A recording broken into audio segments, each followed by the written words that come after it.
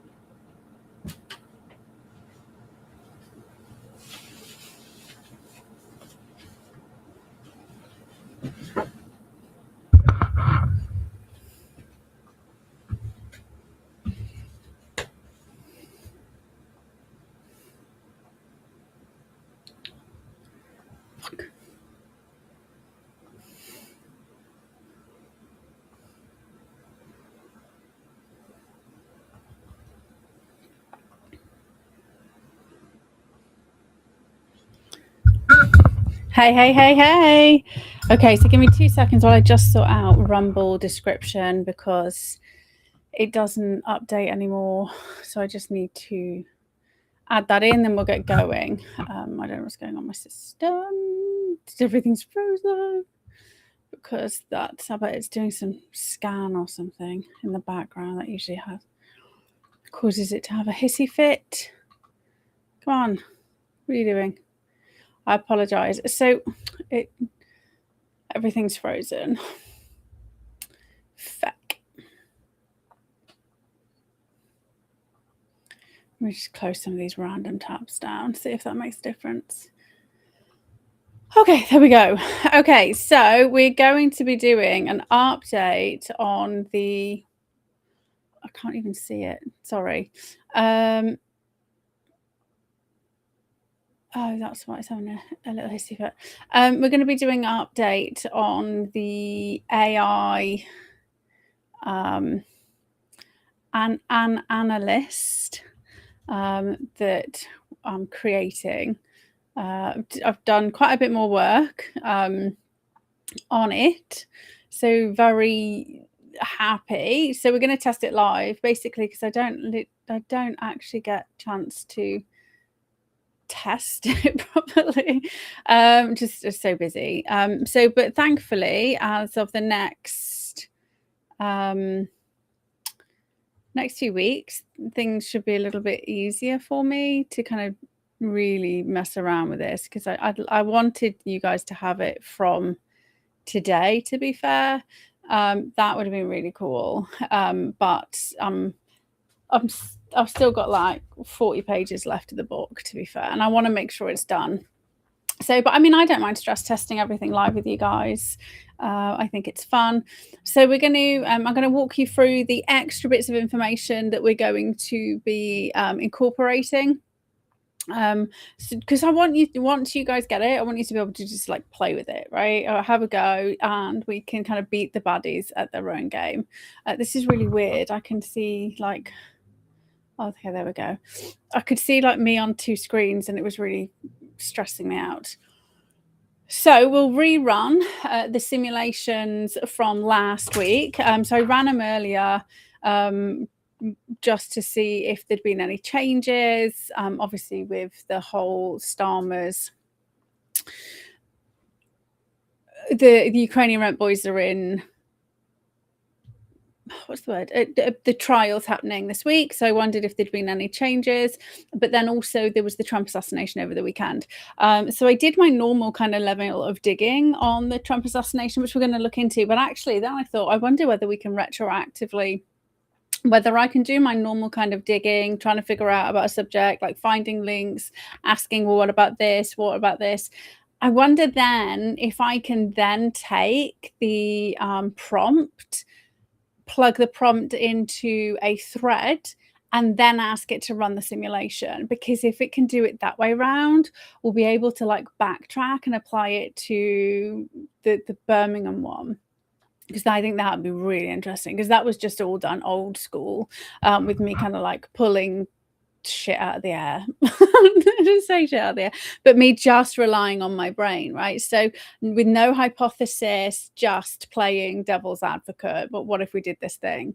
So that, I think that will be really interesting. So I've just had Grok redo the prompt with all of the extra bits of information. So I've also, so we'll start with the simulations we ran last week. So we'll do the May elections first. So one of the things I did was, because this is about stress testing, right? So you've got to remember that the key thing, that a key piece of information from last week that I hope you kind of held on to with regards to people's short-term memory, is that we can only hold, so it's the magic number 7, like plus or minus 2. So we can only hold on average 7 things in our working memory, sorry, not short-term memory, working memory at the same time. So if you're trying to analyze something, you will continually you'll go through this like perpetual forgetting.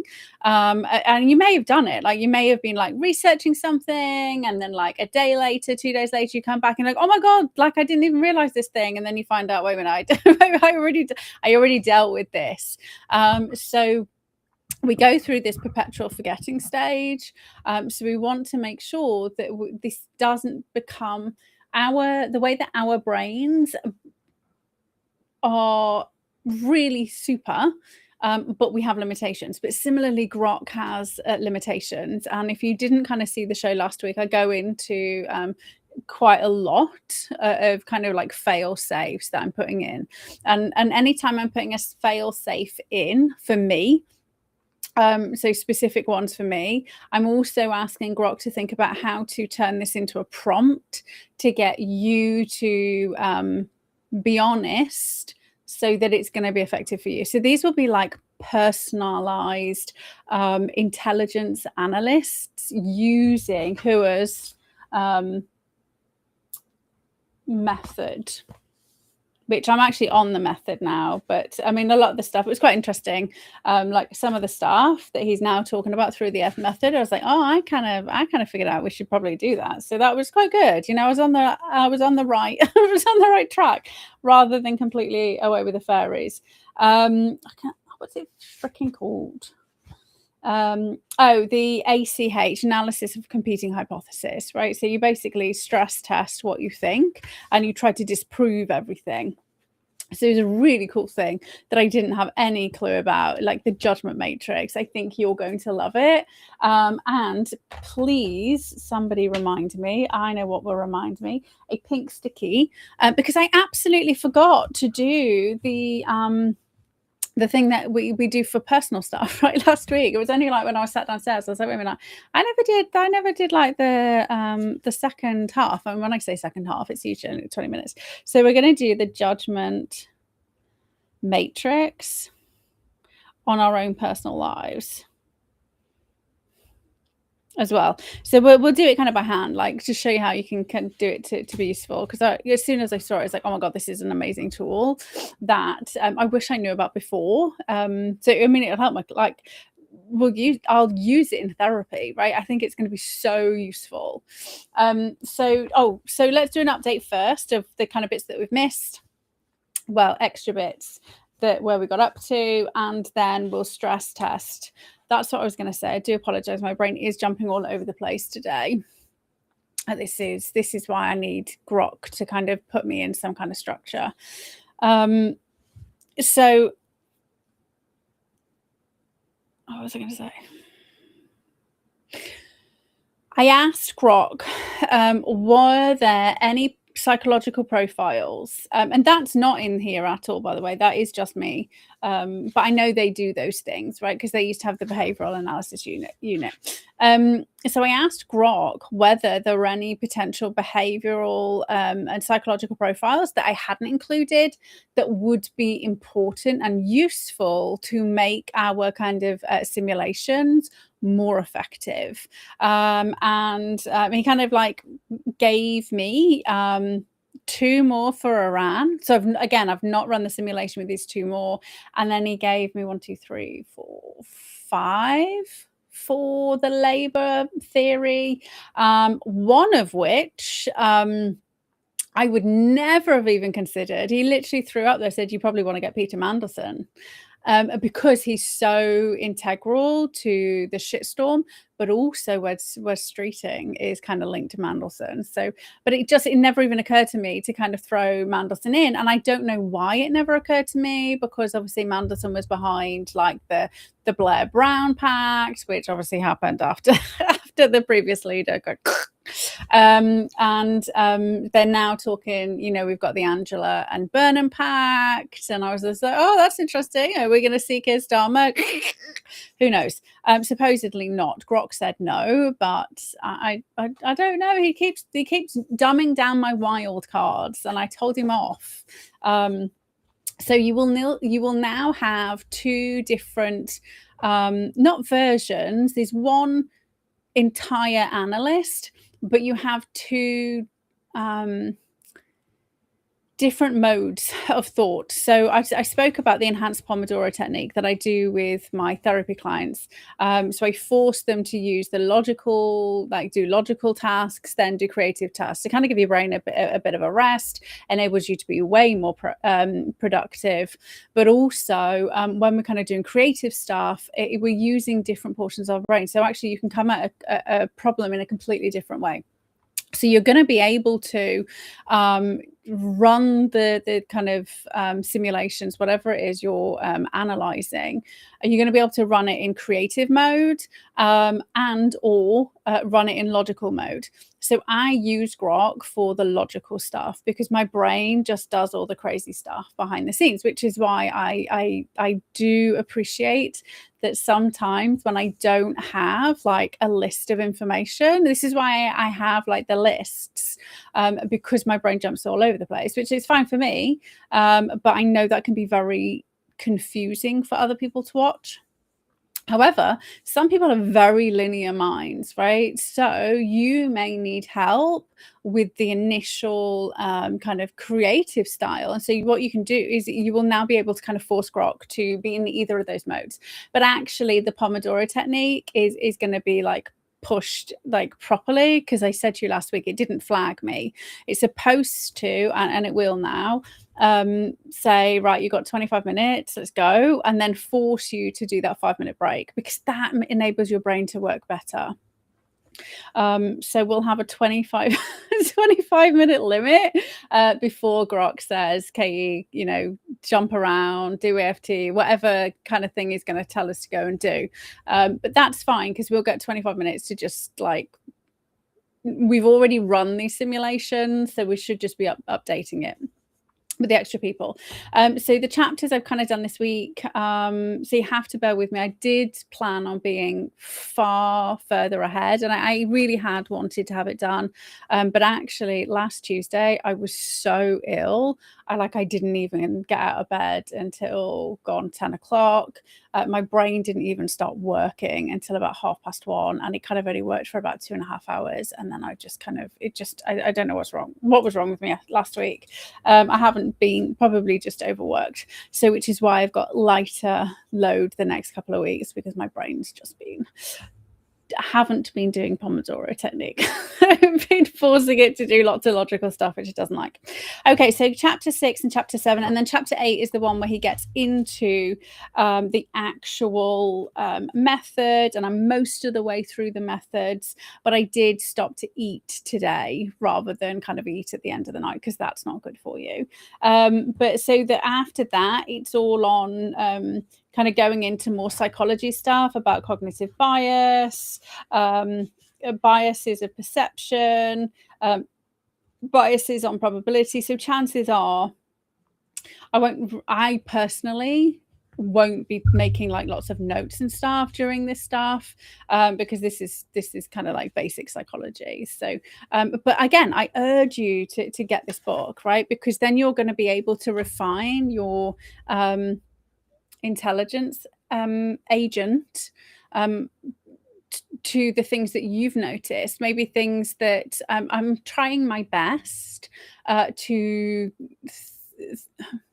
recognize when I do things that other people don't, the way that my brain works differently to other people's. So you'll need to be kind of like, I urge you to read the book to understand it more, right? Other than my like kind of random garbled messages. So first up, what kind of like key things that I've plugged in. So we're now on to 45 different key prompts.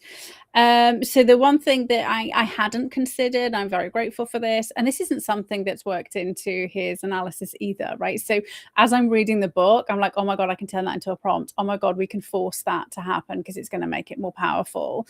And so our co-creation, because it is you and Grok working together. Oh, I mean, you can use whichever AI, right? However, for research-based stuff, like across the board, Grok is better.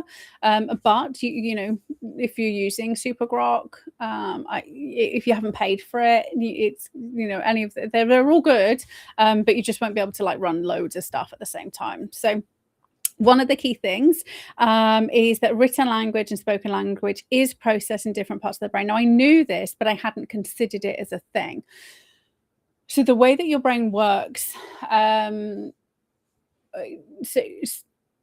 so what can be useful is if you're struggling with a problem, is kind of sounding it out, right? Talking through it can be really powerful because you're calling on different portions of the brain. Different brain regions will be processing information differently, will be pulling on different threads differently, and so if you're struggling to kind of figure something out in kind of written format, which is what we tend to do, right? We tend to write stuff, or we're kind of like typing away on our phones. When you then start talking, it's very different. And now the benefit we have with AI is you can literally verbal diarrhea shit into the microphone. So that's going to be in there as a thing, right? So especially more in the creative mode is to just get you speaking, right? Just to force you to actually kind of like go to wherever your brain kind of takes you, like step out of the linear confinements and just verbal diarrhea it all out. We also need to question assumptions. So he went into like mirror images again, and I'd kind of done that's where the psychological profile came from, so that we don't kind of assume everybody's like us, but I've now embedded a specific mirror imaging prompt with regards to national interest per state, right? So Iran has very specific state-based national interests, right? Which is different to ours. So something that I will consider when I'm having a conversation. And I was very grateful for Carl for having me on his podcast again over the weekend. Everything's merged into one. Pretty sure it was this weekend. Or was it last weekend? I don't know. Maybe it was last weekend, which is why I was so poorly. Yeah, it was last weekend. Oh, maybe that's why I was so poorly. Yeah, because I literally had like no sleep, really. But I was very grateful to be on this podcast, talking through around stuff. And one of the things that, you know, and if you've kind of like been here with me for a while, you'll know that I keep feeding back to, we have to remember that they want to bring about the global caliphate, right? Which is very different. Like that is like a core ideal. So we have to make sure that we are not mirror imaging Western ideals of what we want as a nation. And this is where the NGOs go crazy, right? This is why we pay like millions, if not billions, to go and pursue gender ideology in Afghanistan, right? Where women can't even show their faces, where they get the shit kicked out of them for speaking out of turn. And then we're telling men that they can be women, right? So this is like 99% of our money is wasted on absolute retarded stuff that had they just bothered to read this book, we would be like quids in. Thinking backwards specifically, so you kind of create a future. So you say like, oh, you know, aliens, aliens land. Oh, maybe we should do aliens. Not today, not today. So aliens land, and then what would have to happen in order for that to be true? Right, so this will be really helpful for when we're kind of doing the predictive stuff, because then you can work back, and if you've got multiple hypotheses and you're working backwards via multiple threads, you can then start really looking out for these things, and so as they kind of become more probable.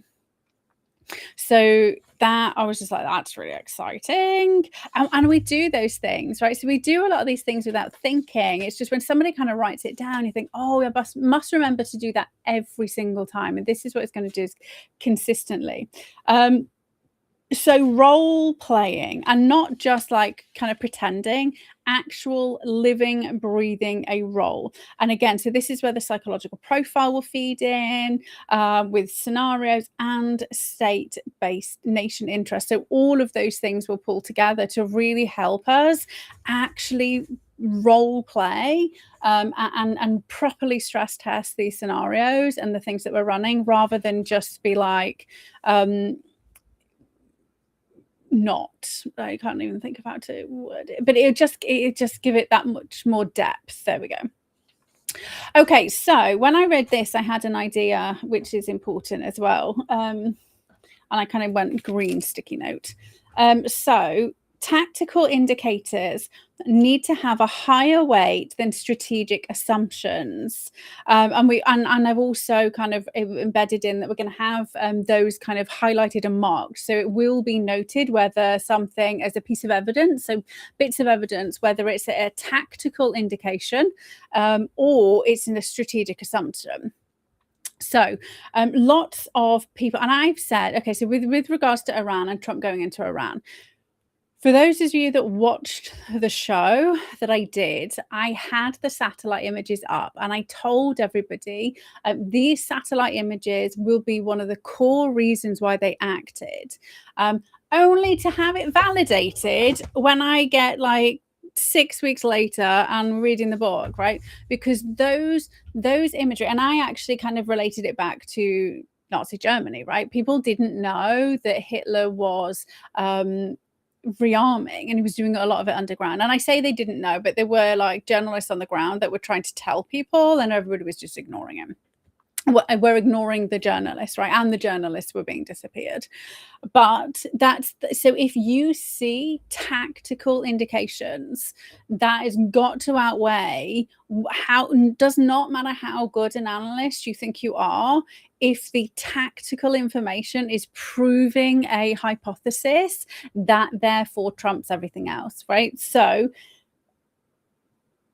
with regards to tactical indicators, there was the satellite imagery, there was the slaughter of the protesters, and then it came out that the assassination attempt in Butler, PA had Iranian influence, but also so if you remember that he'd not long been into Venezuela, where you got Smartmatic, and Iran was also fucking around with the 2020 election. So those things it's not an analysis, right? That's not a strategic assumption. They didn't assume anything about those. Those were actual, legit, factual pieces of evidence that were all pointing towards, you need to do something about this because this is going to be a fucking problem. They are gearing up for something. You fucked up their plans by not dying. You fucked up their plans by winning now, and I know that they've been saying Iran's like 2 weeks away from nuclear weapons forever, but actually Iran admitted it, right? They actually said they're not going to come to the table because they are 2 weeks away from having nuclear weapons. So even though so this is one of the kind of rhetorics that they go on and on and on, and then when you actually hear it, you no longer believe it because it's being played out that many times, but they're the ones who are saying it. So it was now or never. Okay, so we have to bear in mind when we are kind of like just like scoping around the internet, strategic assumptions, they're good, they get us kind of moving, but we need to wait, not wait for, but if we have any tactical indicators, those are the things that are going to like outweigh. Deferred judgment. What was this one about? Oh, okay. So this is the creative stuff. Which is what so this is where I kind of told Grok, like when we're doing the creative mode, he has to step back from his role, right? So Grok's real good role is keeping you in line, right? Pulling you back in, like, well, the facts say this, the evidence say this, which is what's great. So he's going to have issues. And so I fail-safed Grok specifically about this section. So deferred judgment, Heuer says is like the most important. So for kind of like getting critical information flowing, basically you just throw, you're not analyzing anything. You're just saying everything. You're spitballing anything and everything that you have out there. And I have a really crazy thing. So, which will be cool to test. But I don't want to put it into creative mode because then we'll be stuck there for 20. Maybe we do logic mode and then I can switch to creative and just throw it out there and see what happens. So basically earlier on today, so most of my ideas come, so I just let my brain wander while I'm like washing the dishes, cleaning the house, doing the gardening. And as I was sorting out the imagery for today's show, and I was putting resaving the new PDFs, I spotted Kamini's name and I was like, oh my god, wasn't he like late 80s? Didn't he think doesn't he purported to say that he's like Muhammad lineage? And then my brain jumped to David Icke, that jumped to God Complex, that jumped to MK Ultra, because Kamini was in France. And I was like, holy shit, what if Kamini was an MK Ultra? I mean, what if? So we forget that it's not just, they didn't just do that on like us, right? They like, look at Obama, how he randomly appeared on the scenes, right? He was groomed into his role. Why? I mean, the WEF is doing it with their young global leaders who are handpicked, right? Where are they handpicked from? They're handpicked from the bloodline, kind of, on the fringe a lot of the time, but they are handpicked for a role. So just throwing, this is why I don't need help with the creative stuff, but that's what you need to do in this deferred judgment, right? So you don't analyze it, you don't check for, you just literally go, hey shit, what if, but also you do as many what ifs as possible, and this is like the Socratic questioning method. And again, I teach my clients this because it helps them analyze safely any kind of negative thoughts, right? So what you want to do is you want to just keep going, why? Once you get past the fifth why, it's also like a sales and marketing technique. Once you get past the fifth why, you start to dig in deep. You start to get past any surface level preconceived ideas you have, and you start to really kind of shuffle around in your subconscious mind. So that's a really cool thing to do. Hopefully Grok will just keep asking why why, and you'd be like one of those like really annoying toddlers. But I have not practiced. I have only just kind of trained in the creative thing, so I might need to get somebody else to stress test that for me, because my brain's already there. So thinking is encouraged, and you're supposed to encourage to be as free range as possible, but also cross-fertilization of ideas. So Heuer suggests that you kind of do like group working and then individual working. And obviously, like for a lot of us, that's just not possible. I mean, I could drag Matt in, but I think he would probably our relationship works so well because like he has me contained. Like I have like in teeny tiny little pockets of like, you can have Katieisms for like an hour, and that's probably it, right?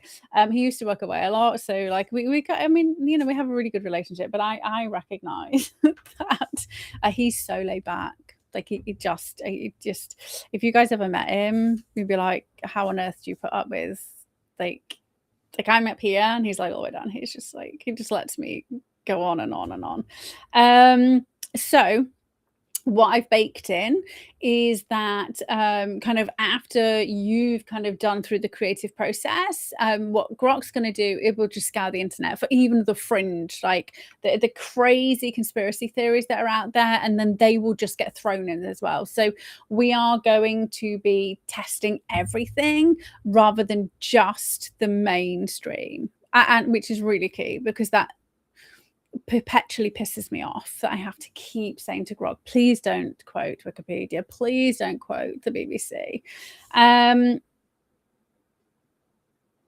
But it's all about kind of getting the juices flowing.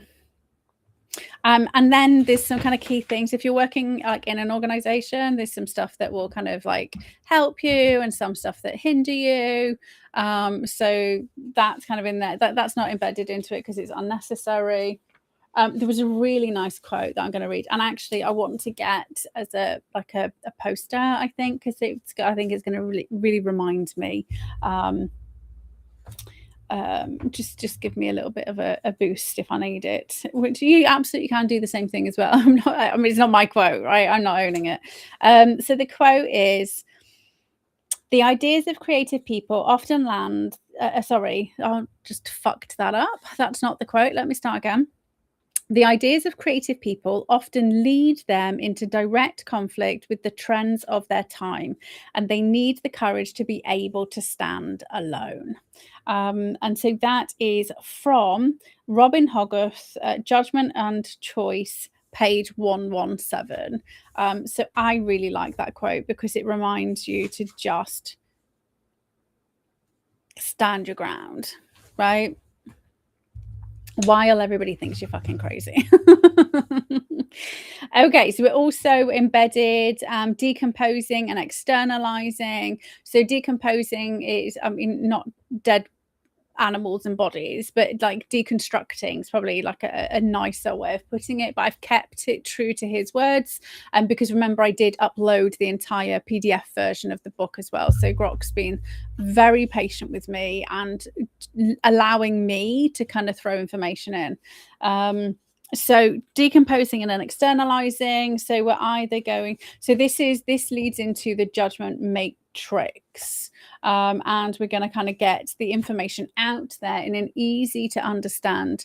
It's like a table, basically. I don't know why they call it a matrix, but it's like a table of information where you can actually see all the hypotheses working together, but also you can see all of your evidence, and we weight the evidence. We decide whether it's important.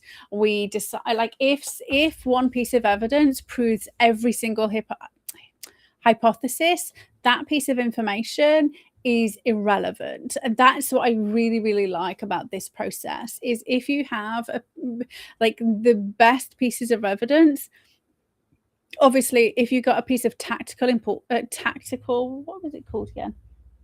Tactical indicator, which is a linchpin for a particular hypothesis, and it's only that hypothesis, that is going to like massively increase its probability, even if it's a random like wild card, right? So it's actually going to make it way more accurate, which is really cool.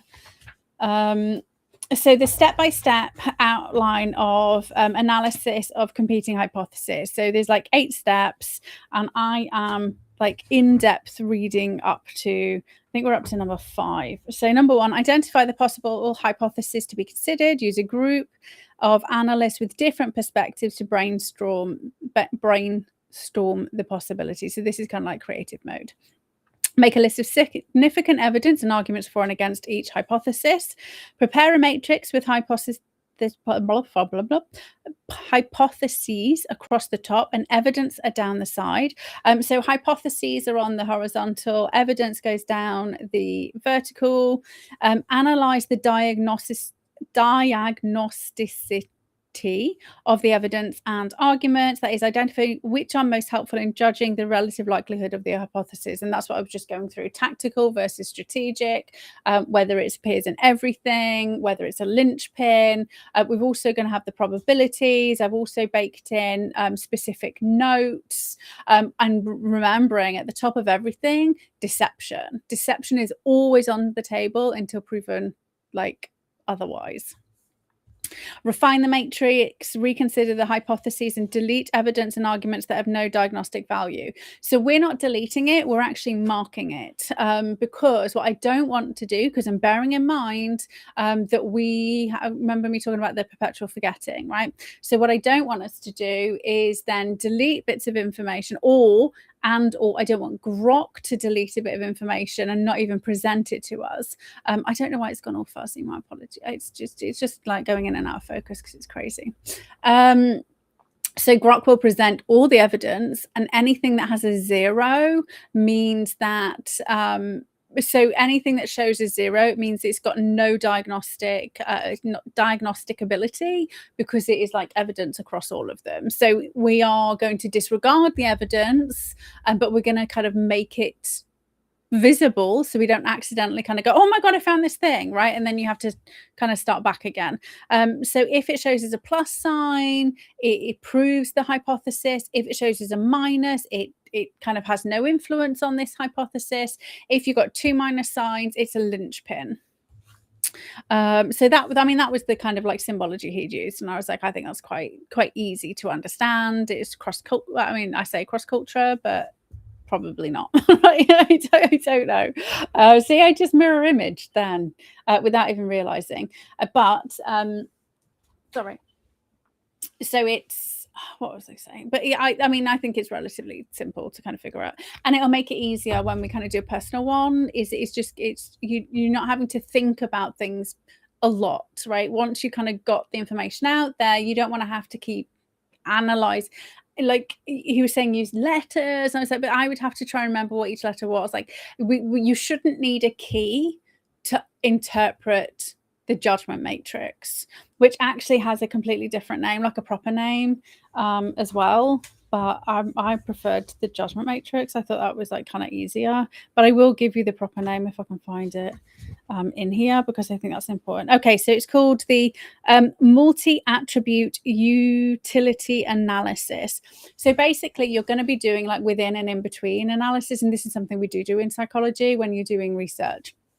So within is like within a group. So you're kind of like testing within the group, and then in between is what the difference is between the two groups, right? So it's going to enable you to do like within and between analysis across the different hypotheses. And remember, like he did like take psychology and kind of that's where he got some of his ideas from. So there's no wonder when I'm going through it, I'm like, oh yeah, well, we do that.